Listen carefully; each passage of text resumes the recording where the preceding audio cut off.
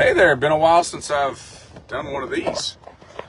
So, I've been in the car with Raina. We're driving around, went over to softball practice. And we're having a phenomenal conversation. I couldn't help but share.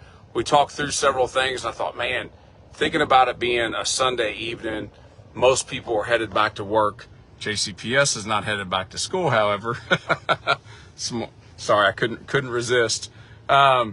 But a great conversation and thinking about leadership, communication, and just how important those two topics are as we interact with the world around us. So Raina was sharing with me in small group this morning. They were discussing leadership and some leadership qualities and traits and those kinds of things. And really the distinction between, at least in the small group, they were trying to draw distinctions between leading with kind of a heart of Christianity versus leading in more of a secular type world, right? And so Raina was asking, or she was a little frustrated because she didn't feel like her message landed very well this morning, and that there was kind of a lack of understanding. So first, what were you trying to share this morning? I was trying to share the fact that as leaders, especially in the church world, you have people coming to you that have endured lots of trauma and are coming to find some sense of comfort and control over their life. And as a leader, you don't, or as a leader, being controlling and like overpowering sometimes doesn't land your message, and everyone like shuts off if you are being controlling and trying to overpower their life. And so as a good leader, as we talked about this morning, is being almost like a servant and wanting to serve others and being willing to walk through their sins and trauma with them. Man,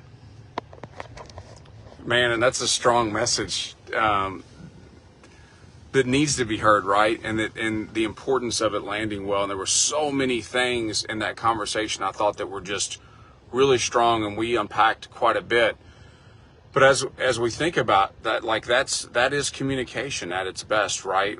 Be it in a church setting, or be it in a work setting, or even being in a home setting, about how important it is to make sure that our message is coming across clearly, meaning that we're communicating effectively. And that's all of our desires. And so as we were talking through some of this just this afternoon, that in order to communicate effectively, we all come at things through our own lens. And I feel like I'm communicating effectively when I say something, and Raina might feel like she's communicating effectively when she says something, but we might be coming from two very different places. And so when we begin with one, recognizing how we feel in that conversation, and if we don't feel like our message is landing well, then it's okay just to take a second, to ask for a second, or to ask for clarity.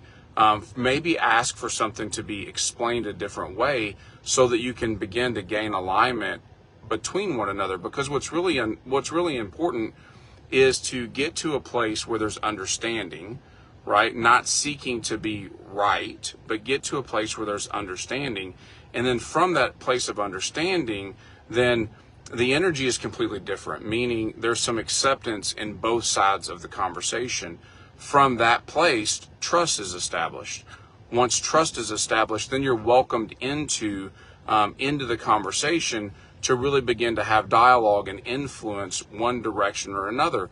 When all of those things are circumvented, when we rush into a conversation or we're forceful in the approach, be it being in a leadership position or not, when we're forceful in that approach to make sure that we're right or that we're heard, and we don't leave space, right, for the other person to feel the same way, then we become very quickly ineffective communicators, and it becomes more about this, this transactional nature of an opportunity, especially with a topic like this, an opportunity where there can be some really deep learning, some really deep understanding, and you could really, there's a lot on the line with those types of conversations, right? And generally, when there's a lot on the line, that's when again, general terms, things can get heated quickly, and we can become defensive.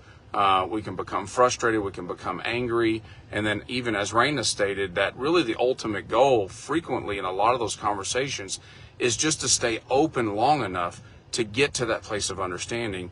Then trust happens, then you're invited in, there's an invitation, generally not spoken, but there's that space changes a little bit for that dialogue to open up and you actually have progress together. So I just wanted to share that, thinking on a Sunday evening, going into work on Monday, having a lot more interactions generally, and a lot more interactions where friction can be possible. And so whether you're responsible for leading your family, whether you're responsible for leading a team, or whether you're responsible for leading an organization, I hope that this was helpful. So anything else to add, Bear?